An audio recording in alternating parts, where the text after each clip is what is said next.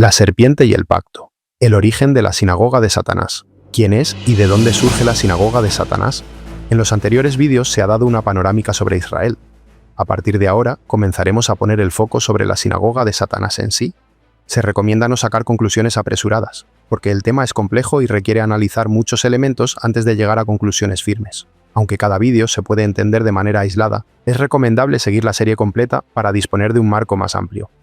¿Por qué Jesús dijo que hará que la sinagoga de Satanás se postre a los pies de la Iglesia? Lo iremos viendo progresivamente a lo largo de esta serie. Discernimiento espiritual en tiempos de engaño. Como veremos en adelante, la sinagoga de Satanás es muy antigua. Su obra afecta a toda la humanidad y tiene especial relevancia en el tiempo final. Hay dos colectivos que son foco especial de acción de esa sinagoga: los descendientes de Israel y la Iglesia de Cristo. Lo primero para profundizar en este asunto es sentar buenas bases. Jesús dijo que debemos juzgar con justo juicio. Para hacerlo es necesario considerar el mayor número de evidencias posible, porque juzgar sin conocimiento de los hechos conduce a errores graves. Si no existen suficientes elementos para llegar a una conclusión firme, lo prudente es observar y seguir analizando. Por eso avanzaremos paso a paso y con paciencia. Mucha gente, desde la ignorancia, está arrojando odio contra el pueblo judío y contra los cristianos, y esa hostilidad crece cada día. ¿Tienen razón? En parte sí, porque la sinagoga de Satanás se ha encargado de preparar cuidadosamente esa situación. Pero tampoco tienen razón, porque su base de juicio está profundamente manipulada. Como veremos, una de las obras de la sinagoga de Satanás consiste precisamente en devastar, dividir, manipular y envenenar la percepción de las masas contra aquello que se relaciona con Dios y con el Mesías. Lo que viene a continuación está dirigido a quienes realmente desean entender estas cuestiones y están dispuestos a invertir tiempo en analizarlas. Cuando la sinagoga no era un edificio, lo primero para entender las ideas es entender las palabras. Veamos la primera para este tema. La palabra sunagoge, en griego, traducida como sinagoga, significa reunión, congregación o asamblea de personas. En el griego clásico se utilizaba para definir un conjunto de individuos reunidos con un propósito común. Con el paso del tiempo, especialmente después del exilio babilónico, el término comenzó a asociarse también a un edificio. Sin embargo, el concepto original estaba centrado en personas reunidas, no en construcciones. Algo semejante ocurrió con la palabra eclesía, traducida como iglesia. Originalmente definía una asamblea o convocación de personas, pero con el paso del tiempo terminó aplicándose también a edificios y organizaciones institucionales. Este detalle es importante porque la Biblia constantemente pone el foco principal sobre personas, no sobre estructuras materiales. Esa distorsión que a algunos pudiera parecer menor, no lo es y lo iremos entendiendo mejor a lo largo de los vídeos. Aunque en el siglo I el término sinagoga ya se utilizaba como un edificio, cuando Jesús habló de la sinagoga de Satanás, estaba hablando desde el sentido bíblico. Es decir, se refería a una congregación de personas unidas por un propósito común. El pacto del Edén. Puesto que Jesús definió a esta sinagoga como la sinagoga de Satanás, es importante comprender también el significado del término Satanás. La palabra hebrea Satán significa adversario, opositor, acusador o enemigo. En muchos textos antiguos era un término descriptivo más que un nombre propio. Más adelante aparece Ha-Satán, el adversario, como figura específica rebelde y opuesta a Dios. El hebreo Satán fue transliterado al griego como Satanás y aparece junto a otra palabra, diabolos, que significa calumniador, difamador, acusador falso. De ahí viene diablo. Durante siglos, especialmente en el período intertestamentario, la idea evolucionó y Satanás pasó gradualmente a entenderse como líder de fuerzas malignas, enemigo cósmico, tentador y rebelde espiritual, teniendo el sentido de un nombre propio. En Apocalipsis 12:9, Juan relaciona al gran dragón y la serpiente antigua con el diablo y Satanás. Es decir, el significado profundo del término es aquel que se opone a Dios, desafía su autoridad y actúa como acusador y enemigo. Aunque la Biblia no afirma de forma explícita que ese líder maligno sea el querubín rebelde Lucifer, el contexto de textos como Génesis 3, Isaías 14, Ezequiel 28, Lucas 10 y Apocalipsis 12, lleva a muchos intérpretes a entender que existe relación entre esa criatura y Satanás. Seré semejante al Altísimo. Partiendo de esa idea, recordemos algunos puntos clave. Isaías describe cómo Lucifer quiso ser semejante al Altísimo. y ocupar el monte de la Asamblea Divina, conocido como Monte del Testimonio. Ezequiel explica que era un ser lleno de sabiduría y perfecto, pero que corrompió su sabiduría a causa de su hermosura y esplendor. La Escritura dice que el temor de Jehová es el principio de la sabiduría. Lucifer perdió precisamente ese temor. Después, Ezequiel afirma que se llenó de iniquidad por medio de sus contrataciones. La Biblia diferencia pecado e iniquidad. El pecado es errar el blanco y desobedecer a Dios. La iniquidad implica corrupción interior persistente, desviación consciente y rebelión reiterada. Por eso, cuando Ezequiel afirma que Lucifer se llenó de iniquidad, está describiendo una corrupción estructural y deliberada. No fue simplemente un pensamiento pasajero, hubo intención, planificación y acción. La consecuencia fue su expulsión de la presencia de Dios. El pacto de rebelión. En Génesis 3, 4-5 leemos que la serpiente dijo a la mujer: «No moriréis, sino que seréis como Dios, sabiendo el bien y el mal». La serpiente ofreció conocimiento y prometió elevación. Seréis como Dios. A la luz de estos textos puede plantearse la siguiente interpretación. La serpiente no solo tentó al hombre a cometer un acto aislado de desobediencia, también trasladó al ser humano la misma rebelión que había nacido previamente en ella. El deseo de independencia de Dios y la aspiración de ocupar el lugar que solo corresponde al Creador. Al aceptar la palabra de la serpiente y desobedecer a Dios, el hombre consolidó una alianza espiritual de rebelión. Lo que ocurrió allí fue la proposición de un pacto por parte de la serpiente, que consistía en que la serpiente proporcionaría al hombre conocimiento para alcanzar la condición divina. Y por parte del hombre hubo una aceptación que fue sellada con la desobediencia a Dios al comer del fruto que le estaba prohibido comer. Romanos 6:16 establece un principio importante. ¿No sabéis que si os sometéis a alguien como esclavos para obedecerle, sois esclavos de aquel a quien obedecéis? Si aplicamos ese principio, entenderemos que el ser humano quedó sometido espiritualmente a aquel a quien decidió obedecer. La obediencia voluntaria a la serpiente produjo esclavitud espiritual. Ese fue el verdadero núcleo del pecado humano, creer a la criatura rebelde antes que al Creador.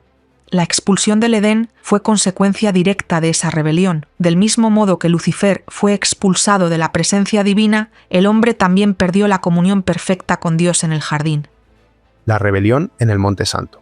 Los querubines bíblicos aparecen constantemente asociados al trono divino, a la gloria de Dios y a la custodia de su presencia. Por eso, Ezequiel 28 presenta a Lucifer como un ser de altísimo rango dentro del ámbito celestial.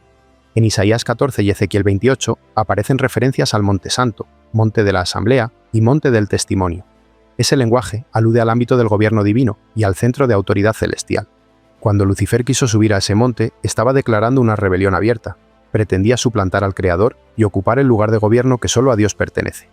La estructura de la rebelión. Hasta aquí podemos observar varios elementos importantes en cuanto a la estructura en la cual se asienta la sinagoga de Satanás. 1. El concepto de sinagoga originalmente hacía referencia a una asamblea de personas unidas por un propósito común. 2. La ideología fundamental de la sinagoga de Satanás es la rebelión de una criatura que quiso suplantar a su creador. 3. Tras su caída, la serpiente trasladó esa misma rebelión al ser humano. 4. La desobediencia humana fue el sello de un pacto diabólico que resultó en el sometimiento del hombre a Satanás.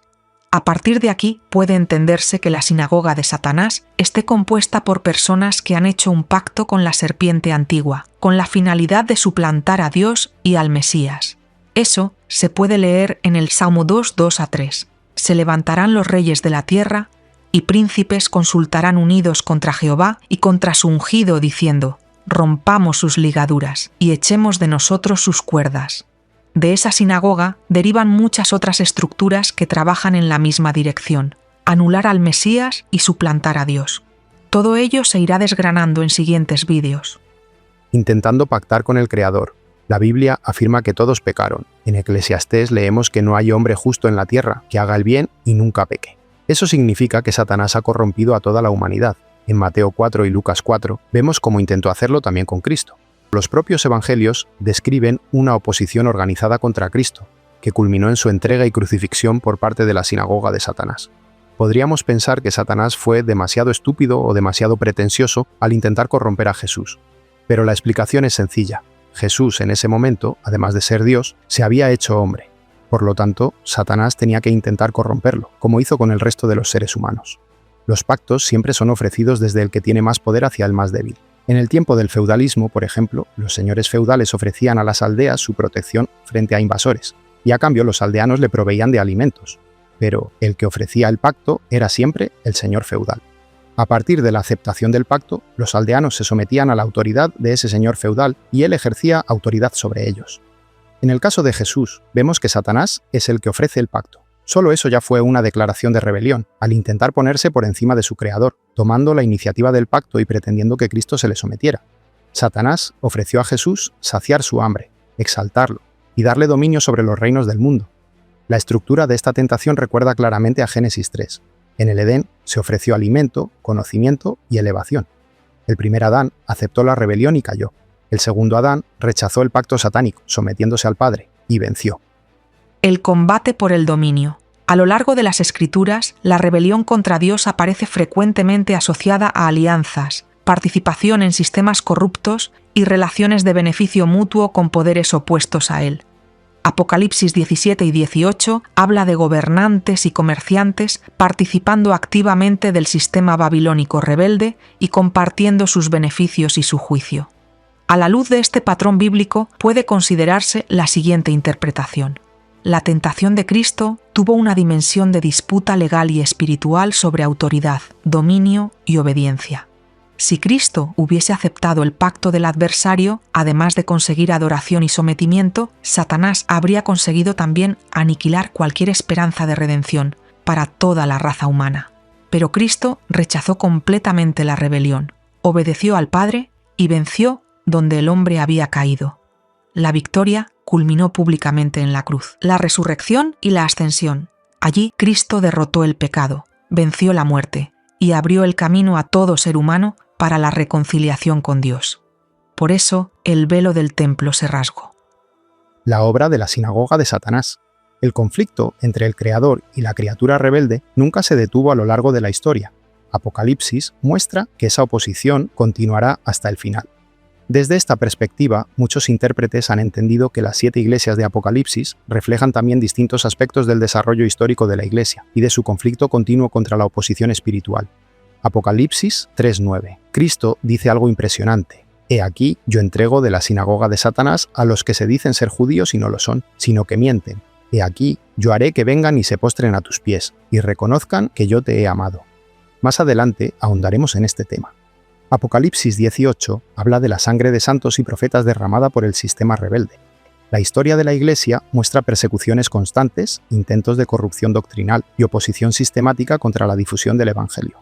Todas estas consideraciones, junto con otras que iremos desarrollando en próximos vídeos, muestran que la obra de la sinagoga de Satanás no quedó limitada al siglo I, sino que ha ejercido una influencia persistente sobre la historia humana, oponiéndose continuamente a Cristo, al Evangelio y a su Iglesia. La oposición a la Iglesia no es solo humana, sino también espiritual, y Apocalipsis muestra que detrás de ella opera una estructura de rebelión contra Dios.